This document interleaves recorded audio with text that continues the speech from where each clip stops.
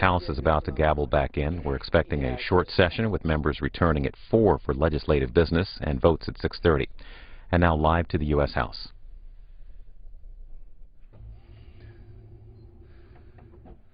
The House will be in order. The prayer will be offered by our chaplain, Father Conroy. Let us pray. Eternal God, through whom we see what we could be and what we can become, thank you for giving us another day. Send your Spirit upon the members of this people's house to encourage them in their official tasks. Be with them and with all who labor here to serve this great nation and its people. Assure them that whatever their responsibilities, you provide the grace to enable them to be faithful to their duties and the wisdom to be conscious of their obligations and fulfill them with integrity. Remind us all of the dignity of work and teach us to use our talents and abilities in ways that are honorable and just and are of benefit to those we serve. May all that is done this day be for your greater honor and glory. Amen. The Chair has examined the journal of the last day's proceedings and announces to the House his approval thereof. Pursuant to Clause 1 of Rule 1, the journal stands approved. The Pledge of Allegiance will be led by the gentleman from Texas, Mr. Burgess. Ask our guests in the gallery to rise and join us in the pledge to our flag and our country. I pledge allegiance to the flag of the United States of America and to the republic for which it stands, one nation under God, indivisible, with liberty and justice for all. The Chair will entertain requests for 1-minute speeches. For what purpose does the gentleman from South Carolina seek recognition? Speaker, I ask you unanimous consent to address the House for 1 minute, revise and extend my remarks. Without objection, the gentleman is recognized for 1 minute. Mr. Speaker, last Friday, the National Bureau of Labor Statistics released its jobs report for the month of January and revealed that our nation's unemployment rate continues to be above 8%, marking the 36th consecutive month of record-high unemployment. Dr. Peter Morisi, a business school professor at the University of Maryland, recently stated on Fox News that, quote, if you factor in part-time workers who would prefer full-time positions, the unemployment rate becomes 15.6%. Factoring in college graduates in low-skilled positions like counter work at Starbucks, and the unemployment rate is sadly closer to 20%, end of quote. These statistics provide further evidence that the President's policies are failing to provide job creation. I hope the President and the liberal-controlled Senate will work with the House Republicans on the 30 bills that we've already passed for job creation through private sector growth, which are currently held in the Senate. In conclusion, God bless our troops, and we will never forget September 11th and the global war on terrorism. For what purpose does the gentleman from Texas seek recognition? Ask unanimous consent to rise, address the House for 1 minute, revise and extend my remarks. Without objection. Thank you, Mr. Speaker. Mr. Speaker, 101 years ago today, the 40th President of the United States, Ronald Wilson Reagan, was born. You know, it's a tribute to the man that there is bipartisan agreement to the greatness of Ronald Reagan as President. We hear from both sides of the aisle about his fortitude, his encouraging smile, his positive attitude. He handled the weight of pregnancy, the weight of the presidency with such ease. I remember as a young physician in North Texas watching as this individual led our country from the travails that were Vietnam, Watergate, stagflation, and not only gave us a reason to believe in ourselves, he said it was okay to believe in yourselves as Americans again, and we did. And as a consequence, we reestablished America as a force in the world, and we reestablished our prosperity. Everyone has their favorite Ronald Reagan quotes. Mine is, as we watch some of the difficulties and arguments between conservatives during this presidential year, remember that if we agree with each other 80% of the time, we're on the same side. And if it's 100%, one of us is suddenly unnecessary. Mr. Speaker, I hope all members of the House today will acknowledge the 101st anniversary of the birth of Ronald Reagan. The nation is forever in his debt. For what purpose does the gentlewoman from Tennessee seek recognition? To address the House for 1 minute, revise and extend. Without objection.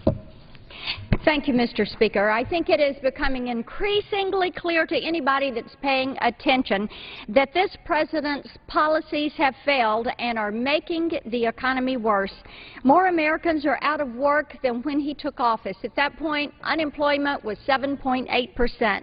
America has witnessed the longest period of sustained high unemployment since the Great Depression, more than 8% for every month that he has been in office. When the president talks about the latest unemployment statistics, I think it's important that we look at a more pressing issue, which is labor force participation. For the past 31 months, discouraged workers have been dropping out of the labor force in unprecedented numbers. In June 2009, which they like to say was the end of the recession, it was 6 months into his term, the labor force participation rate was 65.7%. Today it is down to 63.7%. The difference between those two numbers represents 4.8 million people who have given up looking for work. If the labor force participation rate had remained where it was when he took office, at 65.7%, the unemployment rate for January 2012 would have been 11% rather than 8.3%. It is time for us to change policies. It is time for us to get America back to work. The American people continue to say, where are the jobs? Gentleman's time has expired. For what purpose does the gentleman from Connecticut rise? Permission to address the House for 1 minute, revise and extend. Without objection. Thank you, Mr. Speaker. Mr. Speaker, last Friday, the Department of Labor came out with job statistics which no one expected. The U.S. economy added 243,000 new jobs, and there was a revision upward for December and November across the board: manufacturing, service, leisure, service industries, healthcare. The U.S. economy, which has suffered its biggest blow since the Depression because of the financial meltdown in 2008, is picking up strength. But as the President said, Congress must not muck it up. We need to pass the payroll tax cut extension, which expires at the end of February, fix the doctor's fees, and do an unemployment compensation. If we don't do that, the markets are going to head south on us again, just like they did last December. This Congress wasted an entire month of January with no conference committee to resolve this issue. It is time that we fix this and get it done right away, and we shouldn't go home this weekend until we pass a payroll tax cut extension. I yield back the balance of my time. Gentleman yields back. For what purpose does the gentleman from California rise? To address the House for 1 minute and to extend it and reply to my remarks. Without objection. Thank you, Mr. Speaker. You know, there's a lot that tends to divide this House. Tonight in rule and tomorrow morning in debate, we will address a bill, H.R. 1734, which can pull both parties together, something that can address the waste in government, getting rid of a lot of the expenses that we have and ongoing maintenance of properties that we just don't need, getting rid of waste of properties that we can sell off, and actually bringing in new revenue, not by raising taxes, but new revenue by selling off the properties that are underutilized or excess or have yet to be declared excess properties. We can also bring in local tax revenue by putting private development back in these properties.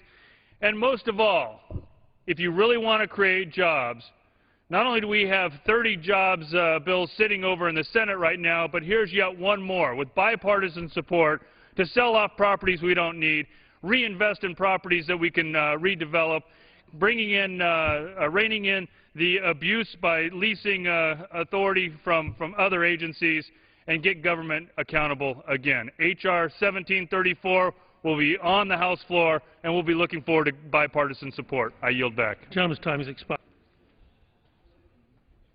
Chair lays before the House a communication. The Honorable the Speaker, House of Representatives, sir, pursuant to the permission granted in Clause 2H of Rule 2 of the Rules of the U.S. House of Representatives, the clerk received the following message from the Secretary of the Senate on February 6, 2012 at 9:47 a.m.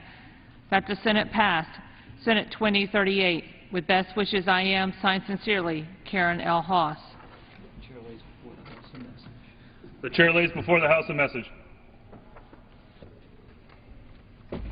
To the Congress of the United States, pursuant to the International Emergency Economic Powers Act, 50 U.S.C. 1701, IEEPA, I hereby report that I have issued an executive order, the order, that takes additional steps with respect to the national emergency declared in Executive Order 12957 of March 15, 1995. In Executive Order 12957, the President found that the actions and policies of the government of Iran threatened the national security, foreign policy, and economy of the United States. To deal with that threat, the President, in Executive Order 12957, declared a national emergency and imposed prohibitions on certain transactions with respect to the development of Iranian petroleum resources. To further respond to that threat, Executive Order 12959 of May 6, 1995, imposed comprehensive trade and financial sanctions on Iran. Executive Order 13059 of August 19, 1997, consolidated and clarified the previous orders. To take additional steps with respect to the national emergency declared in Executive Order 12957, and to implement Sections 105A of the Comprehensive Iran Sanctions, Accountability and Divestment Act of 2010, Public Law 111-195, 22 U.S.C. 8501, CIS-ADA, I issued Executive Order 13553 on September 28, 2010, to impose sanctions on officials of the government of Iran and other persons acting on behalf of the government of Iran determined to be responsible for or complicit in certain serious human rights abuses. To take further additional steps with respect to the threat posed by Iran and to provide implementing authority to a number of the sanctions set forth in the Iran Sanctions Act of 1996, Public Law 104-172, 50 U.S.C. 1701 Note, ISA, as amended by CIS-ADA, I issued Executive Order 13574 on May 23, 2011, to authorize the Secretary of the Treasury to implement certain sanctions imposed by the Secretary of the State pursuant to ISA, as amended by CIS-ADA. Finally, to take additional steps with respect to the threat posed by Iran, I issued Executive Order 13590 on November 20, 2011, to authorize the Secretary of the State to impose sanctions on persons providing certain goods, services, technology, information, or support that contribute either to Iran's development of petroleum resources or to Iran's production of petrochemicals, and to authorize the Secretary of the Treasury to implement some of those sanctions. I have determined that additional sanctions are warranted, particularly in light of the deceptive practices of the Central Bank of Iran and other Iranian banks to conceal transactions of sanctioned parties, the deficiencies in Iran's anti-money laundering regime, and the weakness in its implementation, and continuing an unacceptable risk posed to the international financial system by Iran's activities. The prohibitions of the order do not apply to property and interest in property of the government of Iran that were blocked pursuant to Executive Order 12170 of November 14, 1979, and thereafter made subject to the transfer directness set forth in Executive Order 12281 of January 19, 1981, and implementing regulations thereunder. In addition, nothing in the order prohibits transactions for the conduct of the official business of the federal government by employees, grantees, or contractors thereof. I have delegated to the Secretary of the Treasury the authority, in consultation with the Secretary of State, to take such actions, including the promulgation of rules and regulations, and to employ all powers granted to the President by IEEPA as may be necessary to carry out the blocking regulated purposes of the order. All agencies of the United States government are directed to take all appropriate measures within their authority to carry out the provisions of the order. I have also delegated certain functions and authorities conferred by Section 1245 of the NDAA to the Secretary of the Treasury and the Secretary of State in consultation with other appropriate agencies as specified in the order.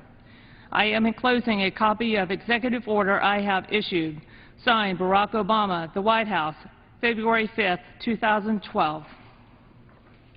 Referred to the Committee on Foreign Affairs and ordered printed.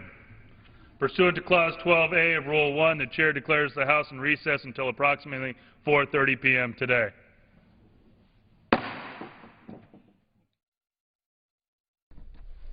So the House is in recess until 4:30 for legislative work, as the chair said. Coming up, a bill creating a commission that would find federal non-military properties that could be sold for